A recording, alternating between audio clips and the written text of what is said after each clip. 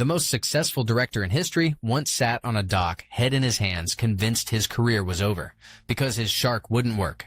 My name is Steve Spielberg, and I just directed a movie called... In 1974, this 26-year-old convinced Universal Studios to let him shoot a shark thriller on the open Atlantic Ocean instead of a studio tank.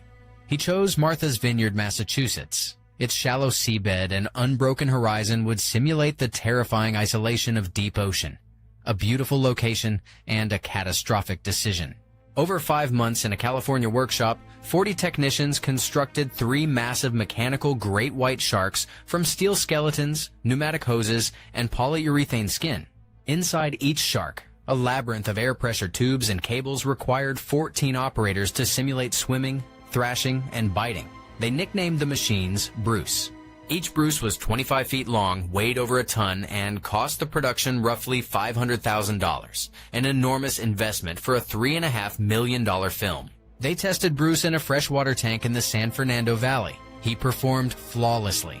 Everyone believed the shark would work on the open ocean.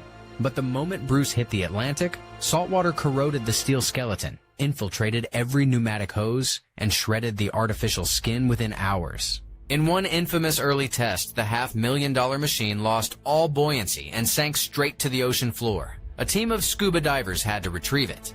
When Bruce did operate, his movements were so jerky and unconvincing that a deeply frustrated Spielberg nicknamed him the Great White Turd. Spielberg later recalled the nightmare. 5 months stranded on the ocean, the crew going off the deep end, and 80% of the time, the shark simply didn't work. The crew sat idle for days waiting for repairs on a cramped production barge they mockingly called the SS Garage Sale. They renamed the film from Jaws to Flaws. What was planned as 55 days ballooned to 159. The budget nearly tripled from $3.5 million to over $9 million. Spielberg was having panic attacks. He later admitted everyone told him he was a liability as a director, that he would never be hired again in Hollywood. Universal seriously considered firing him. But studio president Sid Sheinberg quietly intervened every single time, protecting the young director behind closed doors. So Spielberg made the most important creative decision in blockbuster history, not by choice, but by desperation. He decided to hide the monster entirely. He turned the camera itself into the predator. Underwater point-of-view shots looking up at swimmers' silhouettes became the shark's terrifying perspective. By forcing audiences to see through the shark's eyes, Spielberg weaponized their imagination. The monster in their minds was far more terrifying than rubber ever could be. Yellow barrels replaced the shark on screen. Spielberg called them a godsend. He didn't need to show Bruce as long as those barrels were skimming across the water. Then John Williams composed 2 notes. Do dun do dun. That minimalist theme became the heartbeat of the shark, a Pavlovian trigger for pure terror. Williams won the Academy Award for Best Original Score. Spielberg admitted the film would have been half as successful without the music compensating for the broken shark.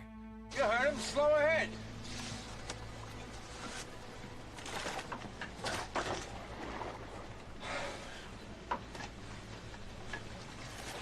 Slow ahead. I can go slow ahead. Come on down and chump some of this shit. You're gonna need a bigger boat.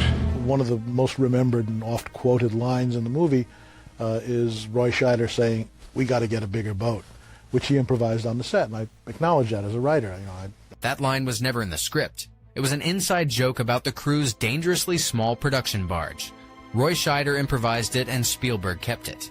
To recoup the disastrous budget, Universal took an unprecedented gamble. They released Jaws on over 450 screens simultaneously with a massive national television blitz. Lines stretched around city blocks. Audiences waited for hours in the summer heat to see a film whose production had been Hollywood's most notorious disaster. Within 10 days, Jaws recouped its entire bloated budget. The crowds never stopped coming.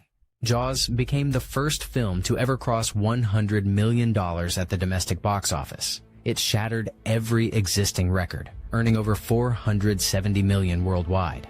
Jaws invented the summer blockbuster. It permanently changed how movies are made, marketed, and released. Every franchise film today follows its blueprint. In the final cut, the great white shark appears on screen for approximately 4 minutes of a 2-hour film.